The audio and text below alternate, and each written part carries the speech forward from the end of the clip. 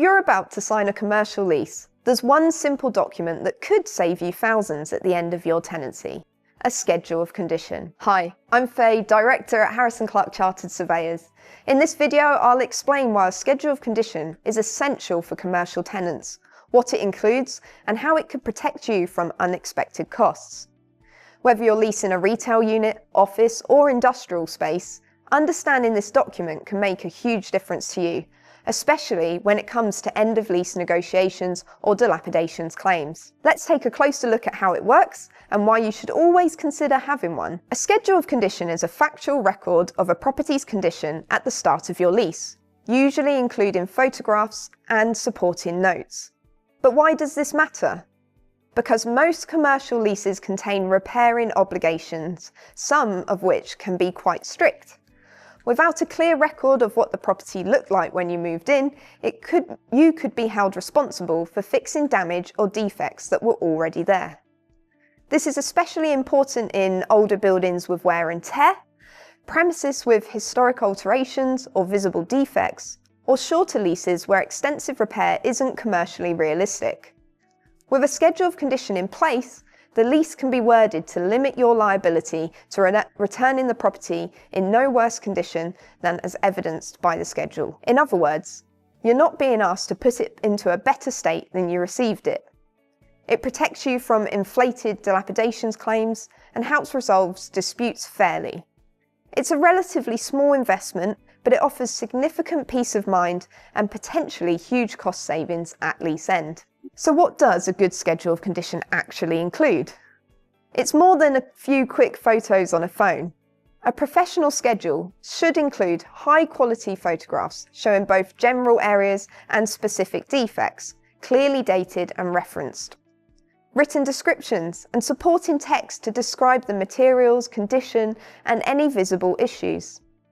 A clear structure, following a logical layout, often room by room or elevation by elevation. It may also include some commentary on other items like whether there's cracking, staining, deterioration or other defects, the types of floor coverings, walls, ceilings, fixtures, services or exposed elements, and much, much more. The final document should be dated, signed and definitely referenced within the lease. A professionally prepared schedule helps ensure there's no ambiguity later on. Schedules of condition are useful in almost any commercial lease, but they're especially valuable in leases of older buildings or those that are heavily used buildings. Shorter term leases where full repairs may not be practical, or internal repair only leases with external elements that are in poor condition that could cause issues inside your property, FRI leases where you'll be responsible for the condition of the whole building, or agreements with reinstatement obligations, or situations where the lease includes vague or standard repair clauses. They're also commonly used when tenants are fitting out the space and want to protect themselves from liability around existing defects before they do their work.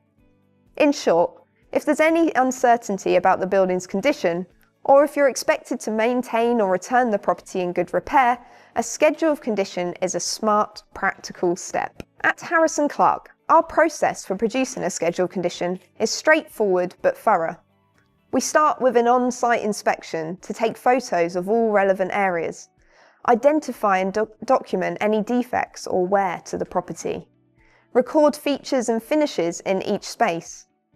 Next, we'll compile a structured report which will include dated photographic evidence, written descriptions, and an easy format tied to the layout of the property, whether that's elevation by elevation or room by room. We then will issue the draft schedule of condition for review, and once agreed, you should make sure that the schedule is either signed by both parties and formally referenced in the lease. It's important that this happens before lease completion, prior to any work at the property being completed by you as the tenant, or before you move in. This gives both parties a clear, shared understanding of the property's starting point, which can help reduce the risk of disputes later on. The best time to request a schedule condition is before the lease is signed, ideally during the heads of terms or legal review stage. Why? Because once you've signed the lease, your repairing obligations are set, and it may be too late to limit them using a schedule. If you're an agent or solicitor advising a tenant, we recommend flagging the need for a schedule of condition early, especially where the lease includes full repairing clauses or unclear terms.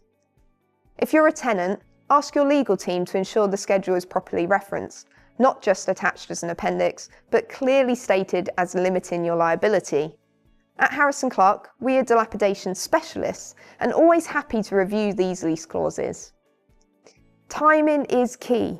The schedule must be agreed and in place before the lease is completed, or its legal impact could be limited. From a legal perspective, a schedule of condition can materially alter a tenant's repair obligations. We find it's most effective when it's explicitly referenced in the lease itself, linked to a clause that limits liability to the condition evidenced in that schedule. And without that reference, the schedule may carry little or no legal weight, especially in the dispute over dilapidations at lease end. At the end of the day, courts and surveyors rely on evidence. A properly executed schedule provides clear, dated proof that helps support fair outcomes. It's a safeguard, not just a technical document, and it's well worth the investment. A schedule of condition is one of the simplest and most effective ways for commercial tenants to protect themselves. It documents the state of your property clearly, limits your future liability, and helps avoid disputes at lease end.